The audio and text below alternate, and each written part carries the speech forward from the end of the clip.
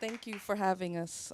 Really excited to speak to Binkady today. And so I just kind of want to launch right into it because Binkady basically wrote a manifesto of the racial question of the Paris National Opera.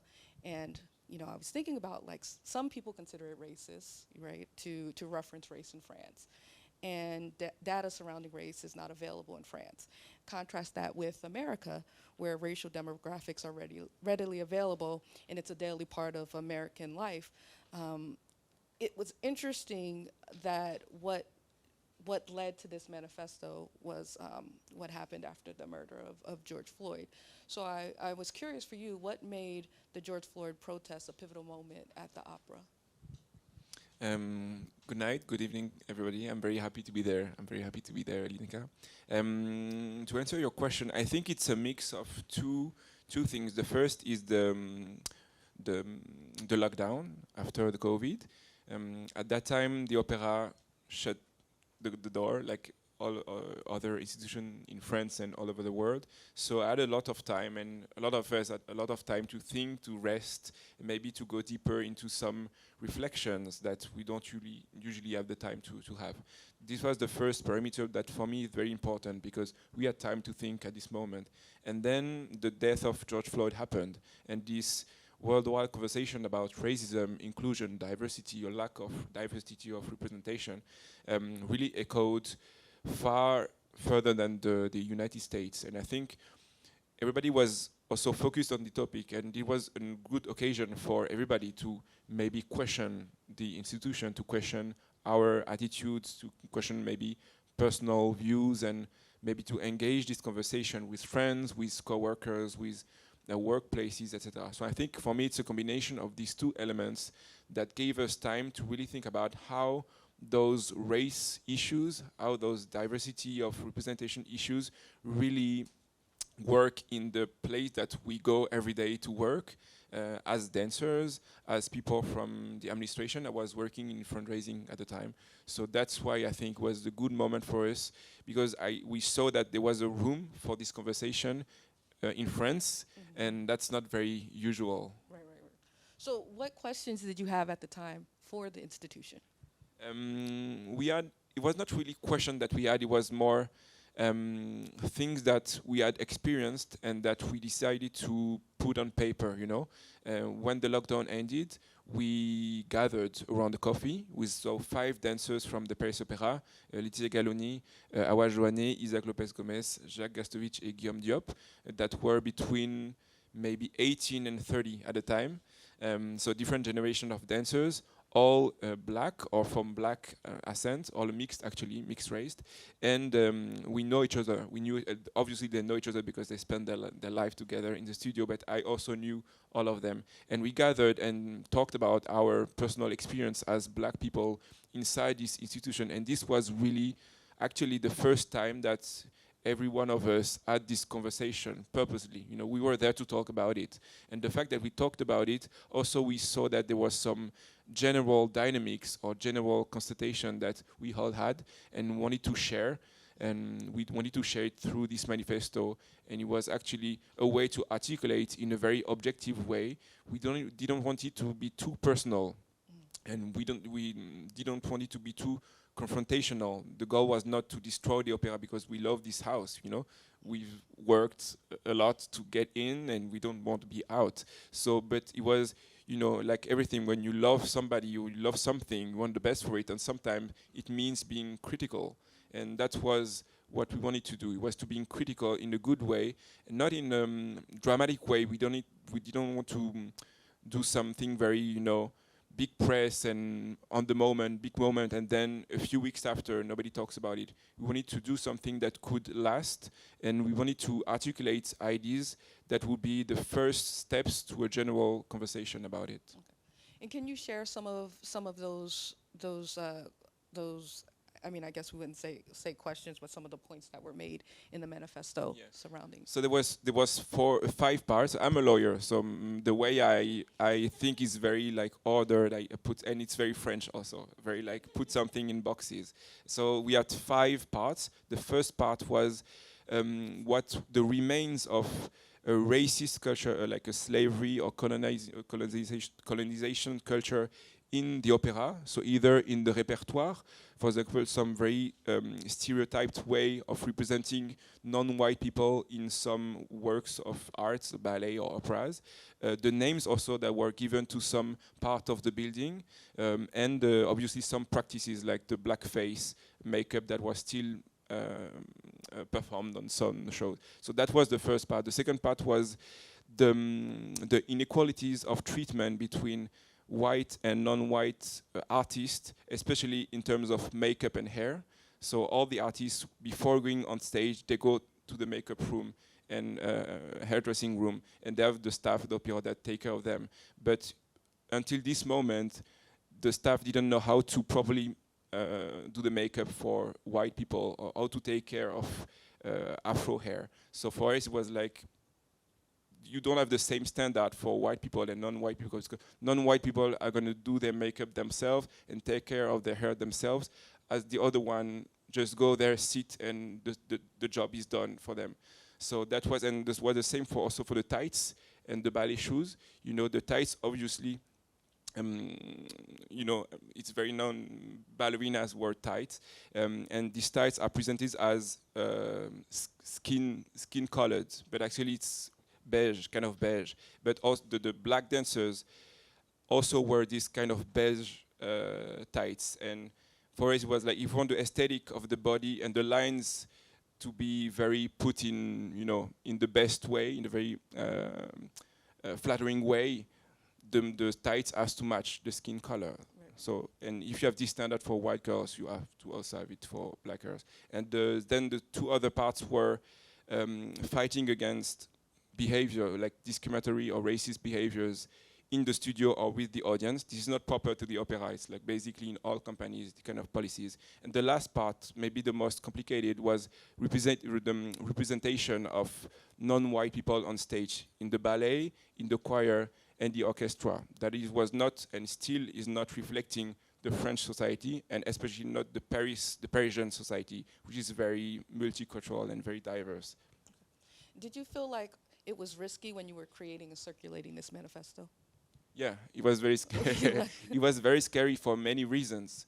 First, because in the group of 6 people we were, some of the members were really young and very, like Guillaume and Jacques, for example, they were 18, 19. They got in the company in 2018 and were in 2020 after 1 year of lockdown. So basically, they had danced on in this company for 1 year. And the Paris Ballet there is a strong hierarchy, and it's a very traditional space. So when you're very young, you just got in. You don't speak. You listen what you learn. You look for example. You ask for some advice, but you're not going to do something like this.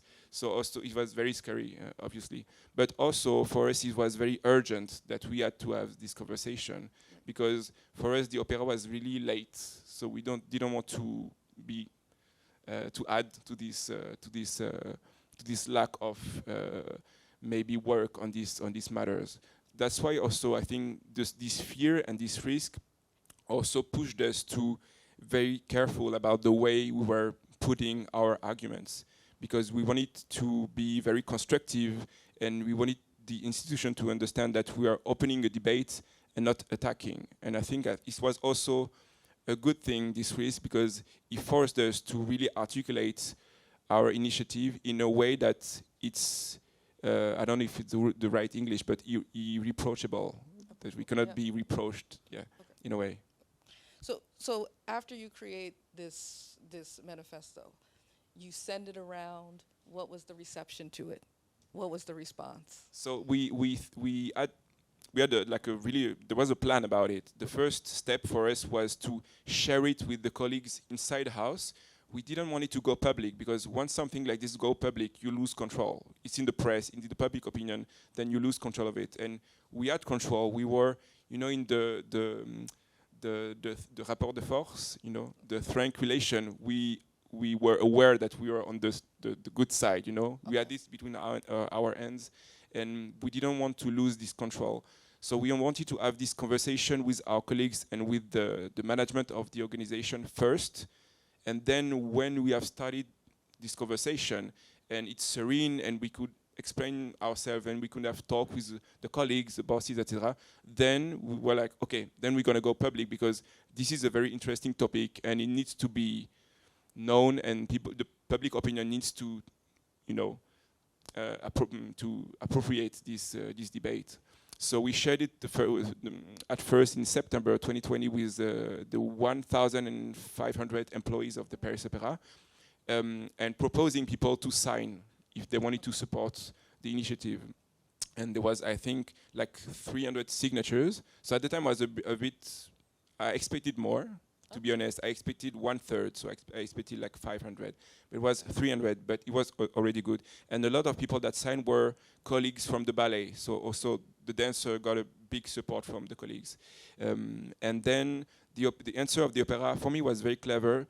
They didn't answer right on the moment. They commissioned 2 experts, so Papa and Ndiaye, that actually became the Ministry of Education a few months later, and Constance Rivière, that at the moment was working for the Défenseur des Droits, which is a public institution that fights against discrimination, to answer our manifesto by conducting this kind of study of état des lieux of the diversity at the Paris Opera. And it took them maybe 4 months of auditions, of interviews of people inside the house and people outside the house, you know, artists, managers, art historians, association, you know, activists, discrimination activists, sociologists, etc. And then they released a big report of like 60 pages and made a series of recommendations. And after that was out, we took this conversation on the press with this cover of M. Le Monde, with the nice pictures of the five dancers, and then like a 14 pages article. And this is what really started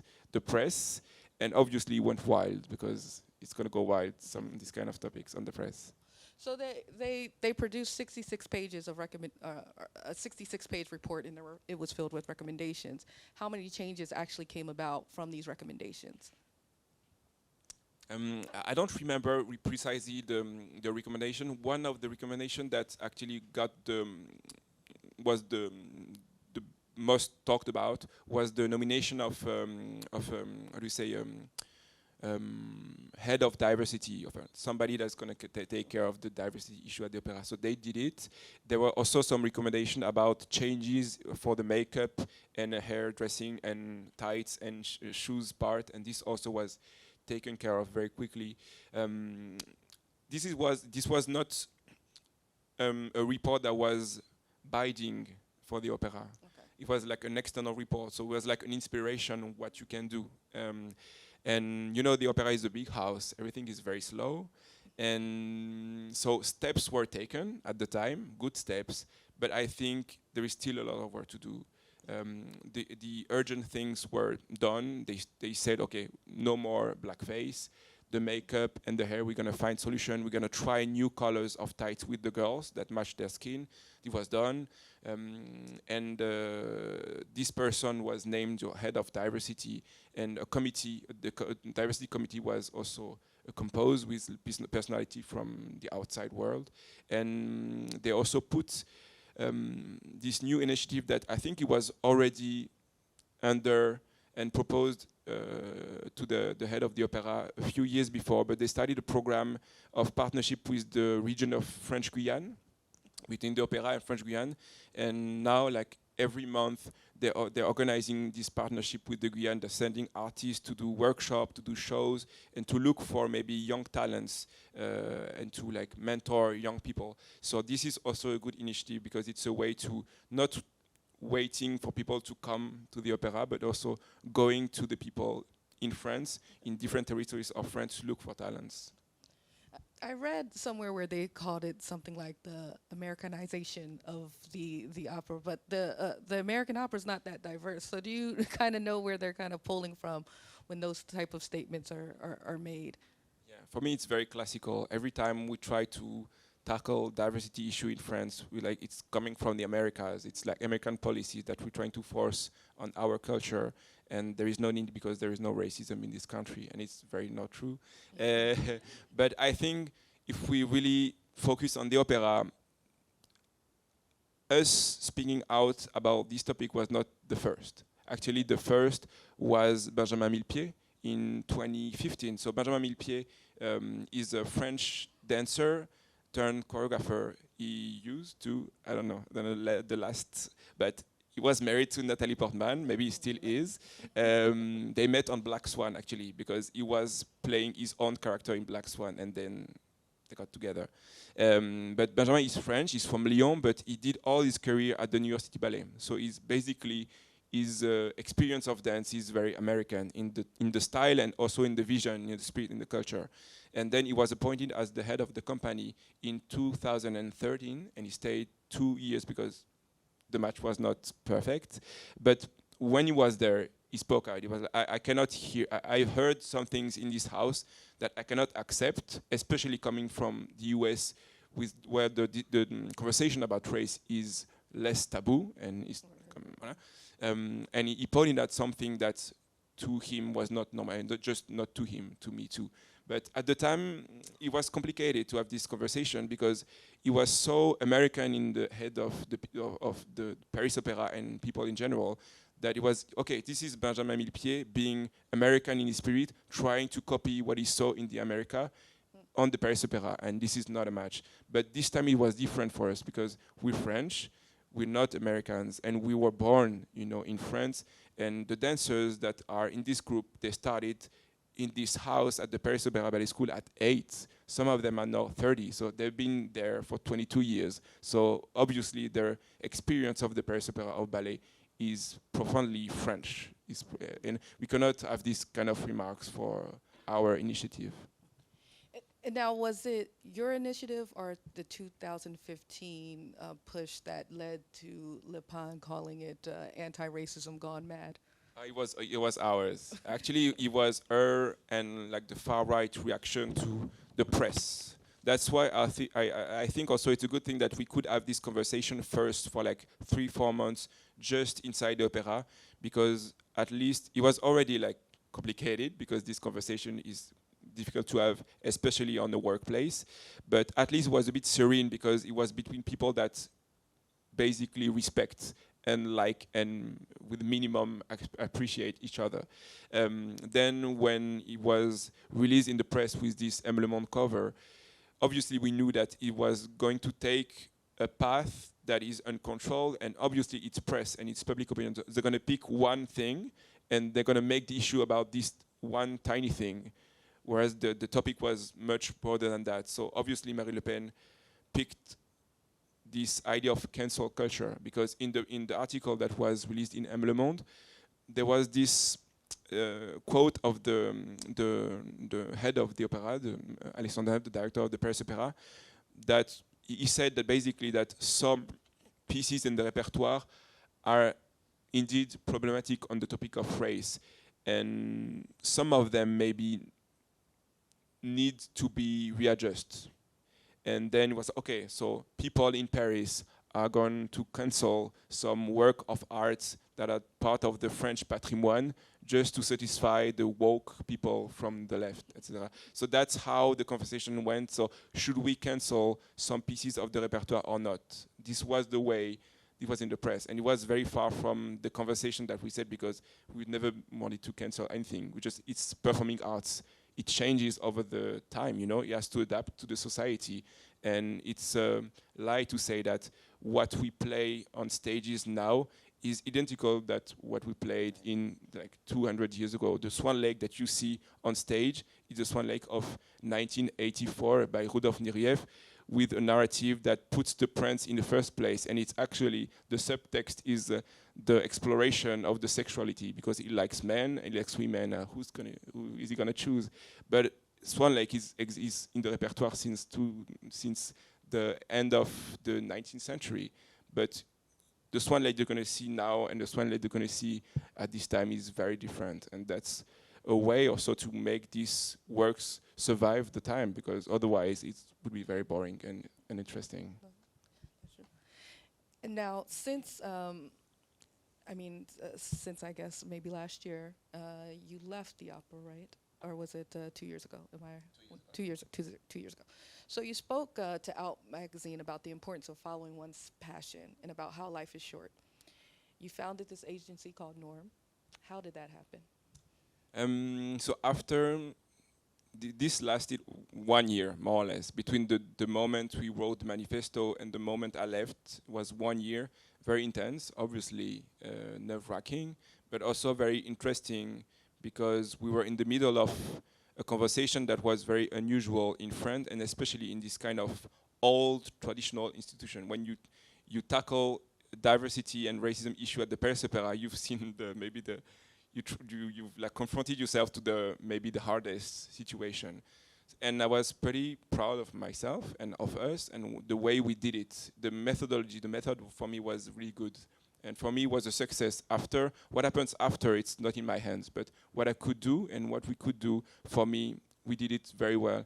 And I was interested in pushing this reflection, this initiative about how to address race issues in France, and to use this kind of experimentation at the opera to try to maybe standardize it, and also to develop a methodology that can be applied in other institutions in France. And for that, I needed to leave the house. Okay. But we left in very good terms. I still love this house. I still go very often. I still have a very nice relationship with the management and my previous colleagues, etc. Obviously with the artists. But for me, you know, these houses are so big that sometimes you feel like you cannot shake the things alone. You know, we have one opportunity to shake because the context was good, but for me, it could not be possible. I was not going back to before. For me, it was a definitive change. It was not going back to normal, to the before manifesto. So that's why I left, to keep pushing my own way. And now the agency focuses on DEI, and I'm curious, how do you think about DEI in a country where race is taboo? It's a lot of work. For me, it's baby steps. It's really baby steps. It's how to start the conversation. For now, if I can do this in the following years, I will be very happy. For me, it's just about starting the conversation, because we lack the basic tools to address this topic. We lack words, you know, when you want to talk about this. And I see around, when I talk with people in companies or corporate staff, management, etc., sometimes they want to do something. They see that something is wrong. They want to address the situation, but they're too scared to address the situation because they don't know how to put it. Because they're scared that gonna use the wrong word. They're gonna make a mistake that's gonna make it worse, actually. So that's why I think there is, if we can, in the first time, learn these words and get used to these words and what they mean, etc. I use the word racisé a lot, for example, because it's like a term that is kind of new. It didn't exist like 10 years ago, but the definition that was given to be racisé, like adjective, for me it's very interesting because it shows the dynamics. It's not just a state, it's an action that the society has on some people, you know. You put race on somebody and somebody is going to experience discrimination based on this. And for example, it's a word that a lot of people don't understand, and even a lot of non-white people are not very comfortable with this word because there is the word race in it and they don't want to hear about it. For me, it's the first step. And also, you mentioned it, is the numbers. In France, there is a big taboo around ethnical statistics. And a big misconception. A lot of people, especially in company, they think that it's impossible to do ethnical statistics in France, and it's not true. I'm a lawyer, so it's not true. It's not very satisfying, and we cannot do it the American way. You're never going to be able to ask people to file a form saying I'm black, white, Hispanic, Arabic, etc. This forever is going to be impossible in this country because it's very far from the idea that we have of these Republican values, etc. But there are some other ways that can be used and still used, and have been used in the past years in France to actually try to measure the inequalities, especially in entities, in companies, etc. So my job is also to train the companies on how they can do this, respecting in the French framework and context.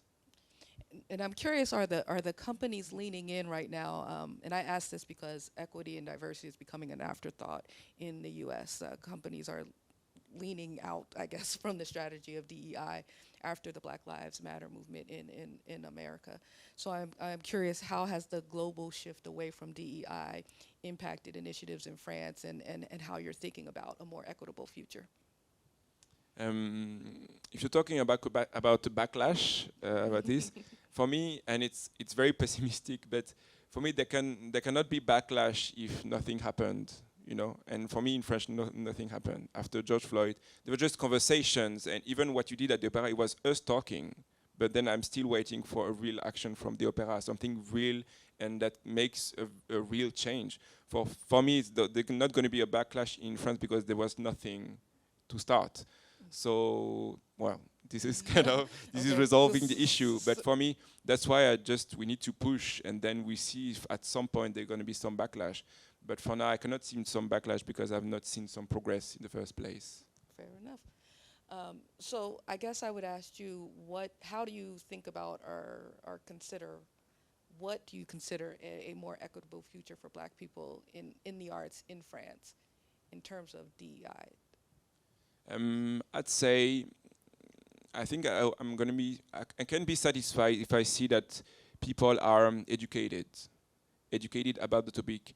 After we get some education, we can disagree, but it's complicated to disagree when somebody doesn't understand the what is at stake. For me, it's a good education on the topic, a good education of the meaning of words, a good education on the state of the country in terms of numbers, in terms of demographics, a good comprehension of the law, etc. For me, it's very satisfying. And the other thing that my agency is really about is I wanted to develop a French way to talk about diversity in France, a French way to tackle diversity issue in France, because, you know, we have this love relationship with the US.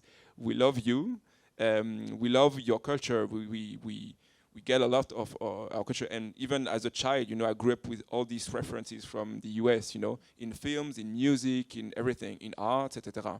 But on racism, we're really aware of the dynamics, you know, on the American history. We know about Martin Luther King, we know about the civil rights movement, we know about Harriet Tubman, we know about slavery, we know about Rosa Parks, Malcolm X, Angela Davis, the Black Panther. We have all this culture. At the same time, and when George Floyd dies, you know, France is like mourning, but when Adama Traoré dies, like, it's a different conversation.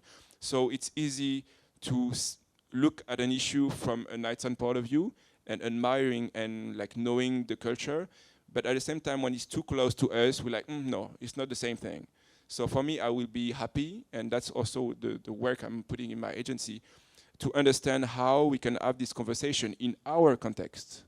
So American concept and American history and American actuality, and I don't know, and can be very useful because something can be translated, but some other thing cannot, because the culture is not the same, the history is not the same, and the legal framework is not the same. So for me, it's really the big step for us is, okay, let's try to think about race, to talk about race the French way. I think one of the things that you had mentioned before to me was about inclusion and how you're really focused on inclusion when it comes to DEI. And what I found to be interesting really too is when you talked about how some people have to do their own hair, how they have to do their own makeup, and there's a price tag to that. It's very expensive to have to do your own hair, to do your own makeup. So it's essentially you're losing money to do the job that you have to do. So I'm kind of curious also, what are some of the solutions when it comes to inclusion, and how are we looking at how set back people can be financially too in the struggle for inclusion? It's a very interesting question. It's a very complex one also. I don't know if I have an answer. For me, inclusion, it means to give visibility to somebody, but also to give them power, and to put them in the center of the conversation, but also in the center of the decision. And I think that's sometimes when I see something that are done in France or even outside, I'm like, okay, the aesthetic is very good. It's selling, you know, and the communication is there. But is there something deeper than this, you know? So in this big institution, these big places of power, do non-white people have a say, and at what level that say is, you know? And for me, that's the answer. I don't know if I answer completely your question, but for me, it's the closer that I can get. One of the things that I often think about when we talk about inclusion too is just developing a language surrounding inclusion, which you also reference, but also how that language can be colonized, right? And suddenly woke means something completely different than what it meant to black people 20 years ago. And so I'm curious, like, how do we develop then a language that is not later colonized and used to undo the efforts for change that benefit everyone, essentially? For me, the best solution is for words not just being words of or just concepts, because woke. I think most of people don't really know what's behind woke, so just get the expression woke and they put it in context, and then when it looked good, it was good, and now that it looks bad, it's bad. But for me, that's why I want to escape from just a name and a concept and just focus on the definition, because for me it's the most important, and it's again, it's just not just about the aesthetic, it's just about the meaning that is behind. So actually, I don't really care about the words, Now we talk about racisé, about non-blanc, non-white, etc. Maybe in a decade it's going to be another word, but the most important for me is that the meaning and the definition that we give behind those words are still relevant. The rest, it changes a lot, and I think sometimes also it's hard to keep up for people that are not really connected, especially on like gender. There is a lot of new words that emerge, and then you cannot say now transsexuel. You don't say transsexuel. You say person transgenre. But for people that don't really are interested or too close to this topic, I can understand sometimes it's complicated to follow it because it's not the generation, and it's not the word that they have evolved to. Even for racisé, there is a lot of people for maybe older generation that this word is not clicking. And for me, it's no big deal if behind this they understand the dynamics and the true meaning of this expression, and they really want to make things change. And you're doing a lot with words because you have a book, right? So Toni Morrison said in an interview once that you write a book called Invisible Man, Invisible to whom? Like, that's the question that she asked. The takeaway on my end being black people are seen and have been seen forever by people that look like us. So I'm curious, what did you intend by the book Visible, which is the name of your new book? I was not aware of this quote, but it's exactly that. So we did this book with a friend of mine that is a history and geography teacher in high school in Aulnay-sous-Bois, so in 93. So it's in the suburbs of Paris. And obviously, he's white, but most of his pupils are black, Arabic, actually the biggest part of them. And this was a conversation that we started in June 2022. 1 year and a half ago. I wrote an article for a friend's magazine that was doing a special issue about intersectionality, obviously referring to Black Lives Matter movement, and I had like a carte blanche to write about anything I want related to this topic. And I decided to write an article about the fact that French people have a lot of American references when it comes to racism and black people, but they barely didn't have any French references. And I talked a lot about school and my souvenirs from the French program, what I learned when I was at school, and that I don't remember nobody talking to me about I don't know, Gaston Monnerville, Léopold Senghor, I don't know, like all the figures that are in the book. But I wanted to have the validation of a teacher because I left school 15 years ago, so maybe things have changed since. And he confirmed that it's the same, it's maybe even worse. So we started this initiative. And to answer your question, these people that are in the book have been made less visible or have never been celebrated. And we didn't want it to name it invisible because they are not invisible. It's just that nobody is looking in their direction, but they are there. They are known. They've been known when they lived, and they need to be celebrated. And in France, we really don't see them, and that's most shocking for me because also I discovered a lot of people in this book. On the 40 people that are inside, maybe I knew 7, 8. So all the rest I discovered, and this book is just the first. We have like 150 people that we want to talk about. But for me, it's a shame that these people are here to inspire us. And when I say us, it's just not just only black people. It's like French people and even like maybe in the US, etc. But just nobody's paying attention. For me, just pay attention. People are there, people have some talent, people have some very inspiring lives and experiences. You just need to pay attention. For me, just a question of attention is who you give attention to. And basically in France, we don't give attention a lot to women in history and to non-white people. And so where did you start when it came time to start researching for the book? We started, when we wrote Manifesto, it was during the pandemic, and I had a lot of time for me. And a friend of mine had gave me the catalog, of the exhibition at Musée d'Orsay, Le Modèle Noir. I don't know if you've heard of it, but I think it's an American exhibition that traveled to Paris.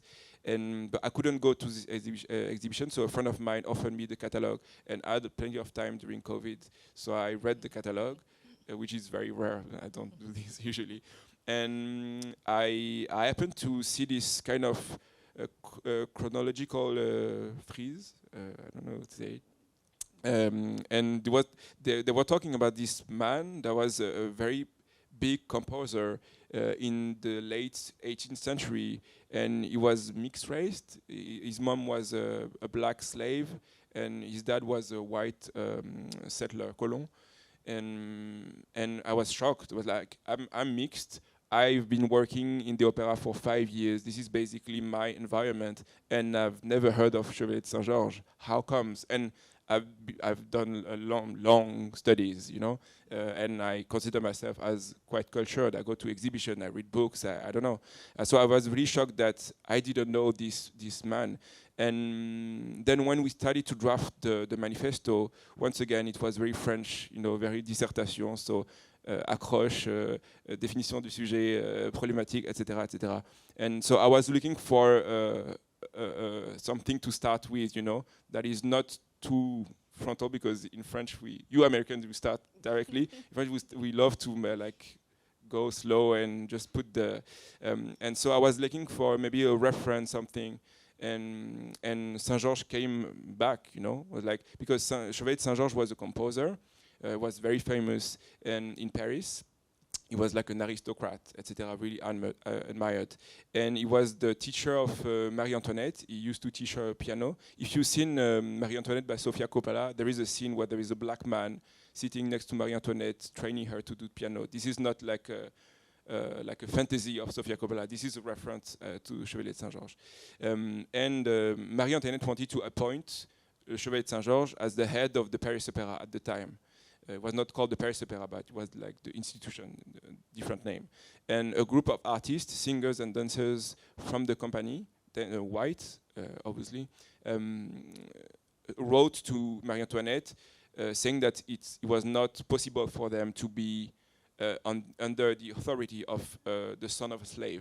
So he was not appointed. And they say, I don't know if it's true, but they say that it's the first modern scandal of racism in France, like public, because it was kind of first at the time. And so that was the best accroche possible. We did this reference of a racism case at the Paris Opera 250 years ago, so that was the best way to start.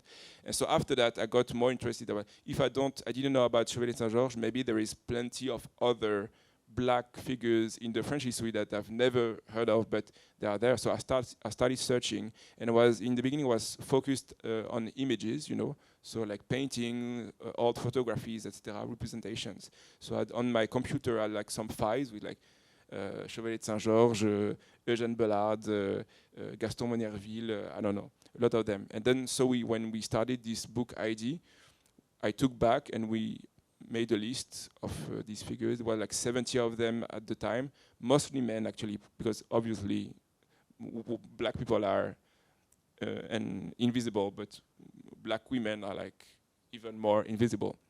So we tried to make it more fair. We did a lot of research about black women, and then when we had our list, we started reading a lot. But it's not. I'm not a researcher. I'm not. I don't work in university. It's not my job, and I don't feel legitimate. It's not my research. This book. I didn't dig into archives, etc. We just took what was done by specialists for like a very niche and specialized audience, and tried to make something for the masses in a way, in the best way possible. The masses for the general public, for the kids, for the adults, but people that don't really have a special knowledge about history, but just gonna open the book and see a nice drawing and see like a crazy story and be like, oh, how comes I never heard of this man, of this woman? That's how it was. Are there any black figures from the book or that maybe didn't make the book that you grew up knowing about that you feel may have shaped a part of your future? And I wish I had no knowledge. I mean, growing up, I knew Aimé Césaire and Léopold Senghor. I think maybe if you go down in the street and ask people if they know black French figure in history, most of the people will not know anybody. And if people know, I think it's going to be Césaire and Senghor but also it's like the artistic Césaire and Senghor they're going to know because they were poets, both of them, but they were not just poets, they were also political, and they wrote some very hot speech about colonization, etc., and the black identity. But people remember the art, because it's less political. And so no, and I wish I had known some of them, but no. To give more time for people to have questions, I guess I'll just ask you just one last question, which is, what do you think a more equitable future looks like? Again, that's a very good question and very complicated question. I think it just it looks very flat, but equal opportunities. For me, it's just a matter of opportunities, and to put opportunities in the hands of people that maybe would never had projected themselves in some spaces. I do in the agency. I have also a branch for representation of artists, and that's one of the part of my work that I enjoy the most and is the most profound. And I work with a young artist that is called Guillaume Diop. Maybe you've heard of him.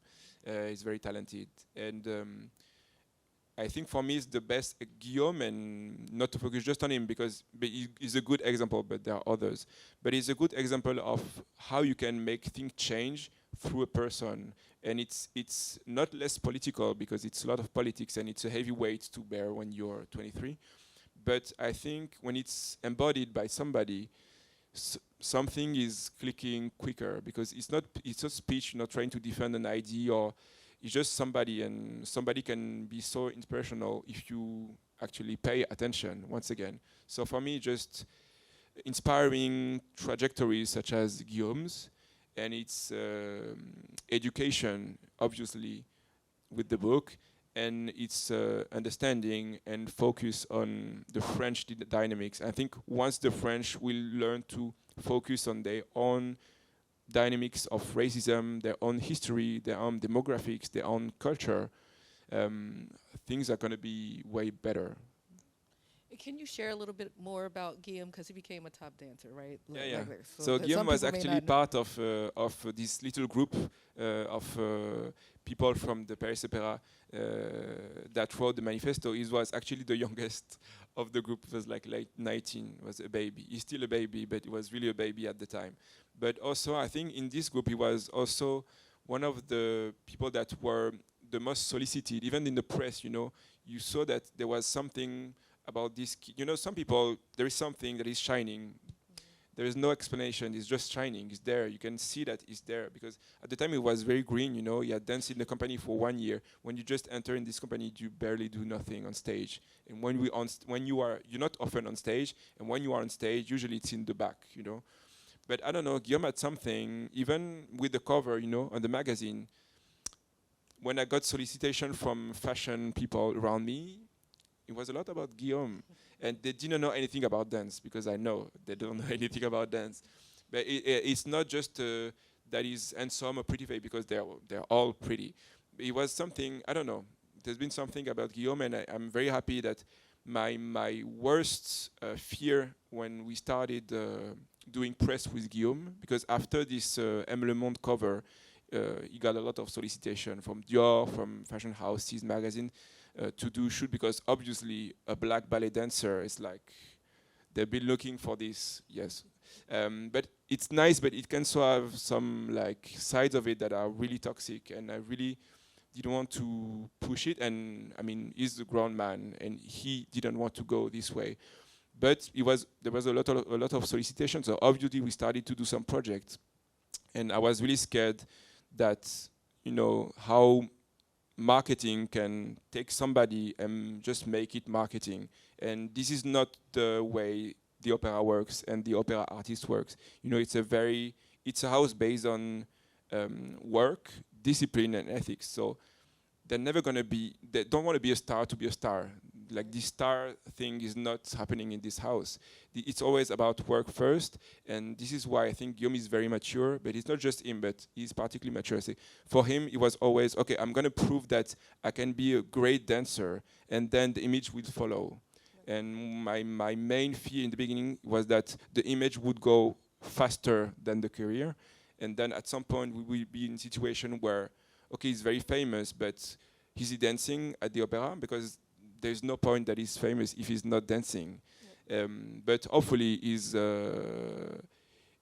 very talented, and so it went very quick for him, and I'm very happy for him. And it's just the start, because, you know, at the opera they retire at 42. They have a life contract, and they retire at 42, and he's 23. So we have like 20 years of Guillaume job ahead of us, and I think he has a lot of things to show, and it's going to be also very exciting, since he's been nominated at such a young age, to see his evolution. And he's already kind of iconic in its way, even if this way is very shallow, but he's iconic in this way because his profile is very political. It says a lot itself, and I think he has the shoulder to carry this. He has no choice anyway, but he has the shoulder, and he has the maturity, and he's very eloquent, and when he speaks, things come very naturally, and he's very peaceful about it.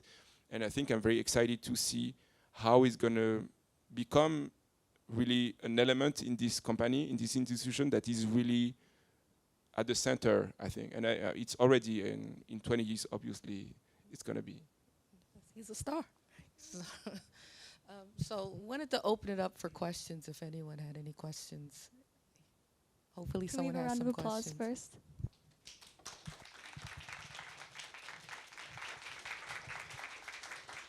Thank you both so much for that. We're going to switch to questions, so we'll start with our in-person audience, and if we have time, we'll check our Zoom questions as well. So raise your hands high. Someone always has to go first. Thank you. Thank you. First of all, bravo to you. That is excellent. The book, the manifesto. I know that you touched on this, but I guess I wanted to really understand. The manifesto was a very brave thing, a very brave collaboration. And it sounds like some real positive things came out of it. Some things were addressed that really needed to be addressed. But you used that word blowback at one point. Would you say that there was any blowback, some negativity? I know you said you left because you felt like after that it would be right for you to go, but I don't know, is there something that you could fill in the gaps there, or that you would care to fill in the gaps there, so that we just kind of understand when you do something that's this strong and brave, what happens? Thank you for this question. I'd say I'm pretty satisfied with it. I would not change it. If I could do it again, I think I would do the exact same thing, and I'm very satisfied of what we did. And I knew, you know, maybe also I'm going to say it again, maybe it sounds pessimistic. I don't think I'm pessimistic. I see myself as pragmatic, and I don't want to expect things in a country that I know is not going to deliver. So it doesn't mean that nothing is going to happen, but just I prefer not to have too many expectations. And after we published this manifesto, for me it was the most important that the conversation was started, and it was started with this, you know, we put the terms to have this conversation. And I knew that the report that was done by Binkady and Constance Rivière, Binkady actually that I admire. I mean, he has wrote like a Bible also on like black studies in France. It is called La Condition Noire, and it's like a Bible. You have to read it. It's important. And it's really the essence of this. When I said we need to learn how race works in the French context, it is all about this. But I knew that a public report was not going to be that ambitious compared to what we did, because it's a public one. So it's not, they have to make compromise. So I was not, and I was kind of happy of the report. I know a lot of people didn't like it. Actually, I like it. I liked it because for me it was a good sign that I think it was the first time for a French institution to do this kind of report, you know, to try to study how racism works in a public institution structurally, not just like how do you say hire more people of color, or it was really the topic in all the way, you know, it can manifest in institution. And this was very new, and for me just the fact that this happened, it's already a good thing. For the rest, it's not between my hands, so I'm not sad, I don't have regret, I'm not deceived in a way, because I don't really expect something special.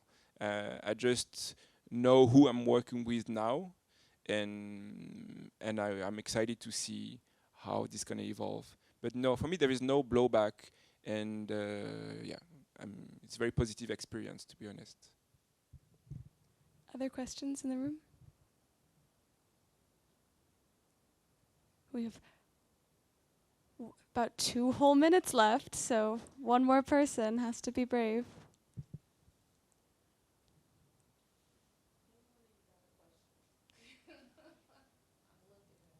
We need to play like the Jeopardy countdown. All right. If anyone has last minute questions, do we have any questions on Zoom? Okay. We have a Zoom question. Thank you to Ronnie, who has saved the day with her their curiosity. Ronnie says, thank you for highlighting the reality that racism in France operates differently than in the US and other places. Can you say more about how French people use the more obvious American racism to absolve themselves of their own implicit bias?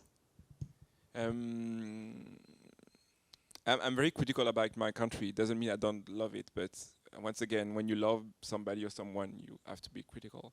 And I think there is this kind of moral superiority complex in France. Like, you know, the country of the droits de l'homme, we invented it in a way, which is not true. At the time the Déclaration des droits de l'homme et du citoyen was published, you know, there was like enslaved people all over the world and genocided people all over the world under the French initiative. So for me, it doesn't make really any sense to declare that you're the one that invented like a concept that is actually, you can find forms in different civilizations all over the times and the world. But I think we still have this kind of complex. So we have to, you cannot say we're the country of the droits de l'homme, at the same time put yourself in question. So I think this is this kind of struggling position where like, we're not admitting that something is wrong, and we're not addressing this topic, because if addressing this topic is, we admit that the model that we've already always cherished, and it was based also on this moral that we colonized other country, because we're going to bring this high principle to Africa, to Asia, etc. So I think if you start to question yourself, everything falls down, and I think everything comes to this.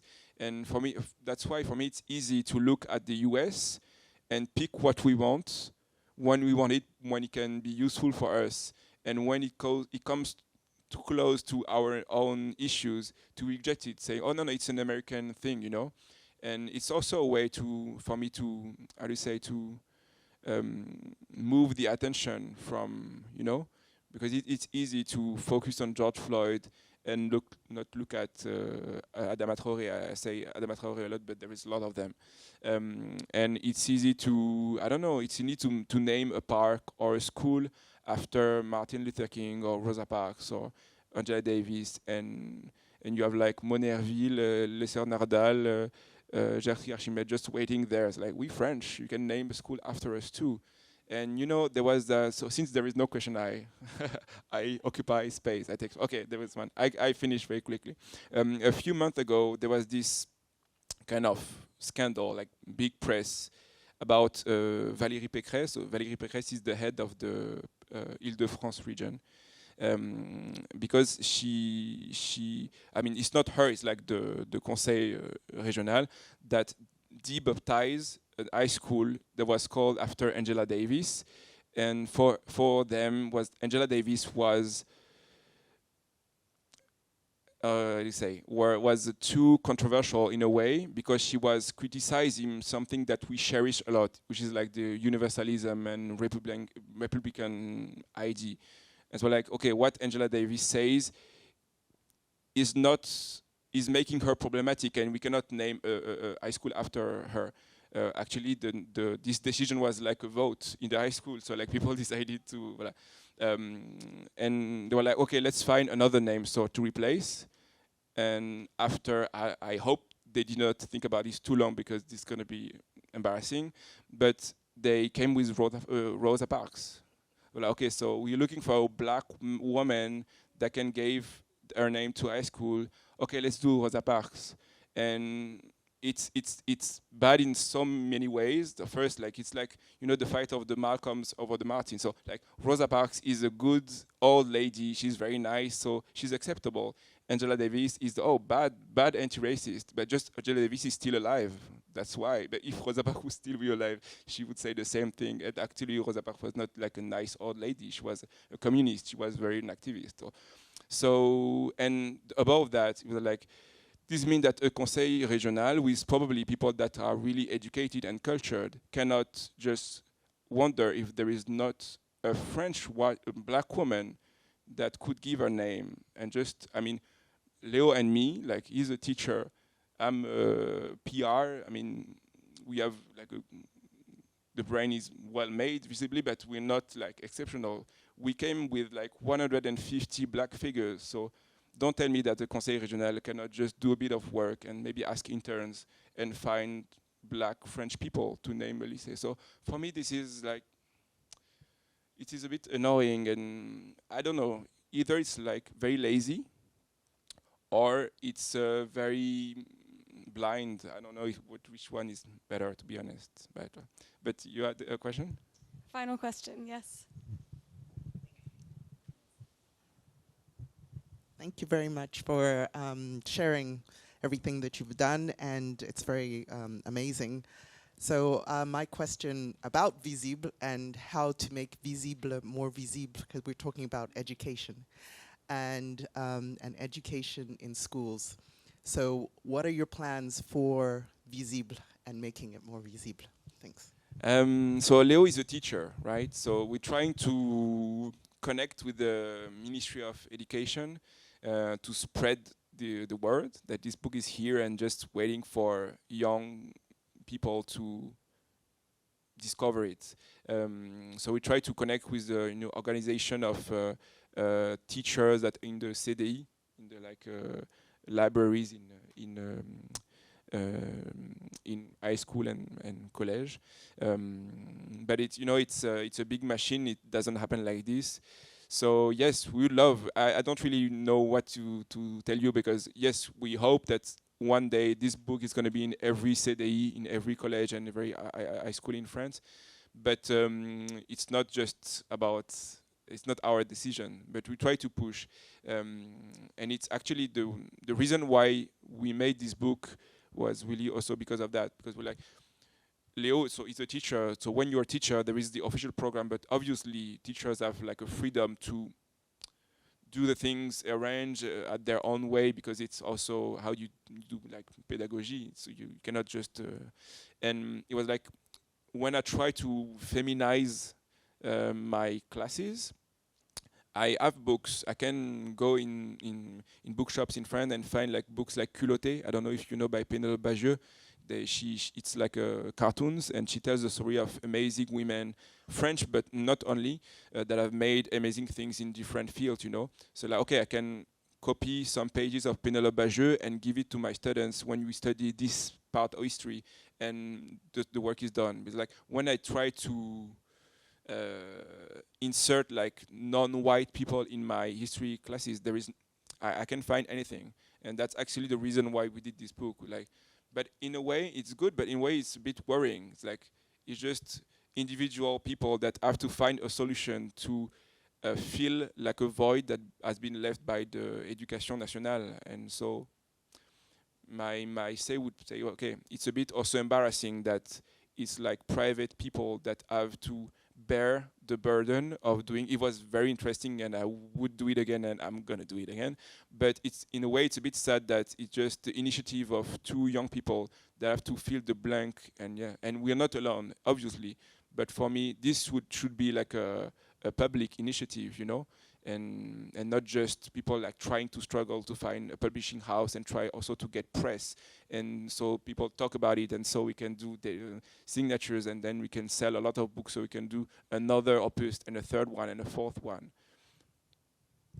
And he's selling his book today.